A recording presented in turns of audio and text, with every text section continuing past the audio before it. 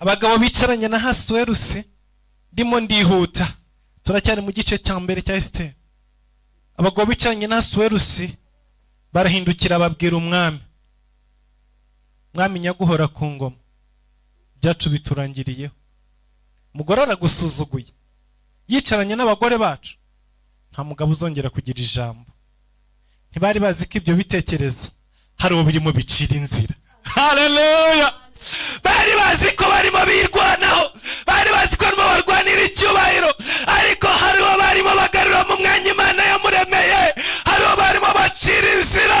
Reka nkubwire, Imana ihagurutsa abantu ibakoreremo, ibavugiremo, kugira ngo igarure icyubahiro cyawe, kugira ngo igarure umugisha wawe, kugira ngo igarure amasezerano yawe, kugira ngo igarure ibyo yakuremeye, kugira ngo igarure ibyo wariganijwe. Masekere Mosai. Abagabo bicaranye n'umwami, abajenerali, abaminisitiri batangira kurwanirira icyubahiro cyabo, bati turasebye, umugore we aragusuzuguye, kandi ni umwamikazi, yicaranye n'abagore bacu, nta mugabo uzongera kugira ijambo. Umwami ati bigende gute se?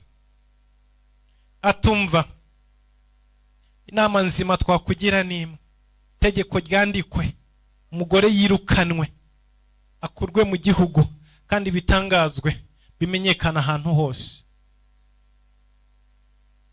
Umwami ashinze, ababaye, atazi ibyo arimo, itegeko bararyanditse, bararishishimuye, maze rero hari amategeko amede avuga ngo itegeko umwami cyane n'abana mu miryango ikize, abana bize mu mashuri ahambaye, arinjira. Haleluya! Yigirira icyizere cy'ejo hazaza. Reka nkubwire ngo uyu munsi wigirire icyizere, kuko Imana imikujyana mu mwanya Imana yaguteguriye. Ntubare imyaka ufite, ntubare aho waciye, ntubare stati yawe, gira icyizere cy'Imana yaguhamagaye. Masekere Mosai.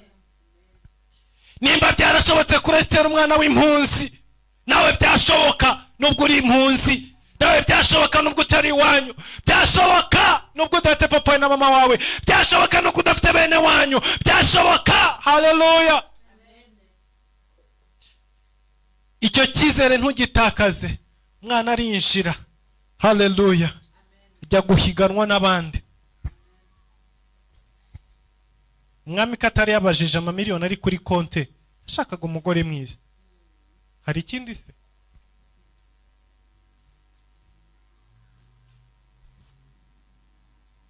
Gisohoye, ari we mukobwa wa Abihayili, se wa Morodekayi, wari waramureze nk'umwana we.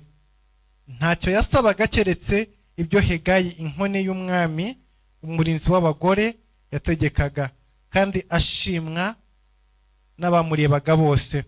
Nuko mu kwezi kwa 10, ariko kwitwa Tebita, mu mwaka wa 7 wo ku ngoma y'umwami Ahasuwerusi, Esiteri ashyirwa umwami muri kambere. Umwami abonye Esiteri aramushima, amurutisha abagore bose, aramukundwakaza, amurutisha abakobwa bose, bituma amwambika ikamba, amugira umwamikazi mu cyimbo cya Vashiti. Maze umwami atekeshereza abatware be bose n'abagaragu be ibyo kurya byinshi mu birori bya Esiteri. Ahesha ibihugu bye kubabarirwa, atanga impano nk'uko umwami azitanga. Imana mu ijuru ihabwa icyubahiro. Haleluya! Yesu ashimwe. Ngo igihe cya Esiteri gisohoye, hari igihe cyawe, igihe cyawe kirasohoye. Ngo mu mwaka wa 7 w'umwami Ahasuwerusi, Yesu ashimwe, turi mu kwezi kwa 7. Reka uku kwezi kuba kwawe, reka ubu mwaka wawe, reka kibe igihe cyawe, reka story z'ubupfubyi zirangire, story zo gutabwa zirangire, amateka ababaje y'ubunyagano, yo kunanirwa, yaho waciye, reka arangire. Reka Imana ongere kugenderere, ubone Imana mu buzima bwawe, ubone Imana mu mibereho yawe. Reka wambikwe ikamba ry'ubwami, reka wambikwe ikamba ry'ubwamikazi, reka wambikwe ikamba ry'ibyiza, reka wongere ugarurirwe agaciro kawe. Haleluya! ubwami bwari bwarahoze mu muryango wa Esiteri igihe cyari kigeze ngo bugaruke. Yari yaravukiye kuba umwamikazi.